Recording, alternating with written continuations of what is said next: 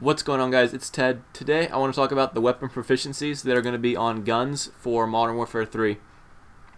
If you don't know what a weapon proficiency is, it's basically going to be a new perk that you can have strictly for your gun.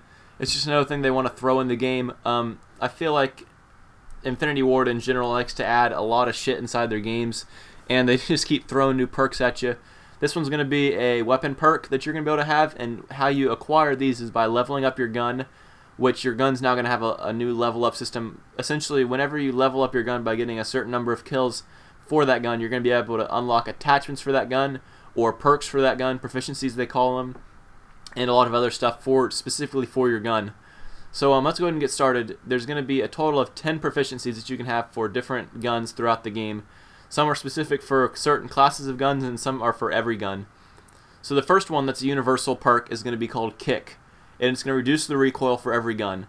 So what you have to do is whenever you unlock a proficiency unlock, you're going to, if you select Kick and you attach that perk to your gun or proficiency to your weapon, you're going to have reduced recoil for that gun. This is for all guns, including sniper rifles, are going to have less kick if you add it to that gun. The next one's going to be range, and just like it says, it's going to have increased range for that gun.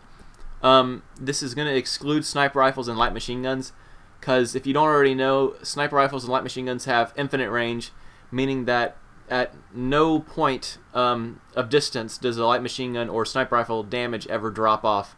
Meaning that if a sniper rifle bullet is a one-hit kill 2 feet in front of you, it's going to be a one-bullet kill all the way across the map. It's the same damage no matter what range. So that's why you don't need to increase the range of damage. All the range on a gun is the distance that bullet can travel before the bullet does less damage. So say a submachine gun or a shotgun, they have really low range, which means that compared to an assault rifle, the bullets cannot travel nearly as far before the damage will drop off and do a lot less damage. So with this range attachment, it's basically going to make your gun do 2 to 3 bullet kills at a lot longer of ranges. I'm not sure how much further the range is actually going to be, though. If I had to guess, I'd say it's probably going to be maybe twice the range, even though that seems a little much, but it's probably what they're going to do. The next one you can unlock is attachments. This is going to be a pretty common one, I think. This is a similar thing to Bling or Warlord, where it's going to let you have 2 attachments to one weapon, and this is available for every weapon in the game. This is also going to be available to your secondary primary weapon if you choose to use the Warlord perk. I can't remember what the name of it is. I think it's Warlord, but maybe it's something else. The next one's going to be Focus, and this gives you reduced flinch when you're shot. This is similar to Hardened Hardened Pro in Black Ops, where if you get shot by someone's bullets while you're aiming down sight, instead of having your screen kick really far to the left or to the right, depending on what direction you've been shot from, it's going to reduce that flinch a lot. I think it reduces it to only 20% of the original flinch, which means that say your weapon kicks 1 inch up on your screen when you get shot, it's only going to kick 0.2 inches up on your screen when you get shot, which makes you be able to hold your aim even while you're being shot at, which is a really big thing, especially if you find yourself in a 1 versus 1 gunfight and the other guy gets first shot off on you. If you can hold your aim on that guy, you're still going to be able to take him down even if he's shooting at you directly. So I think that's going to be one of the more common perks for your gun. This next one is going to be for submachine guns only. It's called Melee is the proficiency, and just like it seems, you're going to be able to faster melee, which means that similar to Steady Aim Pro in Black Ops and I think it was Lightweight Pro in Modern Warfare 2, you're gonna, no, there was no perk for it in Modern Warfare 2. It was strictly Steady Aim Pro in Black Ops, where you recover from your knife lunges faster. So this is nice because, unlike COD 5, where you just did the animation of swinging your knife, in Black Ops and in Modern Warfare 2 both, it takes a long time to bring forward your weapon after you knife, which I think is better. But they're going to reduce that time that it takes with this faster melee, and like I said before, it's for submachine guns only, so you cannot add this proficiency to any light machine guns or assault rifles or sniper rifles. The next one's going to be called Stability, and this reduces your idle sway for any gun. So what this is a big help for is when let's say you're going for a long shot and you got an assault rifle.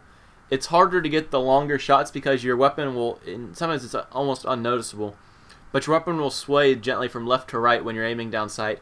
This will reduce that sway. I'm going to assume to nothing, but we'll see how much it actually reduces the sway. And this is available for all weapons, including sniper rifles. The next one's going to be called Impact, And this is the same thing as we've seen as Deep Impact in previous Call of Duty or Full Metal Jacket in Modern Warfare 2. It's going to make your bullets do more damage through walls. So what this means is that, say your bullet does a base damage of 40 damage, if it's going through a wall, it's most likely only going to top out at maybe 30 damage if it's going through a wall, which is going to make it take an extra bullet to kill somebody. Well, if you have this perk on, this impact proficiency for your gun, it's going to make that bullet retain almost full damage through the wall, making it not take any more bullets to kill someone. Now, through certain surfaces like concrete or barrels, it's going to take a lot more bullets to kill, but it's not going to take as many if you have this impact perk on, which is going to probably get you that extra kill, whereas before your bullets would have done very, very little damage. And this is available for all weapons. The next one's going to be called Speed, and this is faster movement with weapons equipped. This is only when your primary weapon is equipped. For example, if you've got on a sniper rifle and you've got this speed proficiency on it, if you switch weapons to your secondary, you're not going to run faster anymore. It's strictly going to be for when you're wielding your primary weapon. And this is only available for light machine guns and sniper rifles. There's a couple interesting things I want to note about this, is that light machine guns are notorious for being the slowest running gun in the game at an 87.5% movement speed. Well, in previous Call of Duty, sniper rifles have had a very good movement speed, normally 100% or 95% of the normal movement speed. If it's being classed as a light machine gun, I think that sniper rifles are going to have a drastically lowered movement speed. And I haven't heard much about this, but it seems like if they're going to put the speed proficiency on sniper rifles as well as light machine guns, it makes it seem like they're going to have a much lower movement speed with the sniper rifles. So it's just a hunch, but I think that makes sense, and I'm pretty sure that's what they're going to do to balance out sniper rifles being able to quick scope again, and being as powerful as they are in this game. The second to last perk or proficiency is going to be damage, and this is not for every gun, it's only for shotguns, and it's going to make the buckshots do more damage. So what a shotgun is in this game is it's a buckshot of 8 rounds, and normally the buckshot will do 40 damage per bullet, and then have 8 bullets per buckshot, making your gun do about 340 damage if every bullet from the buckshot landed on the person.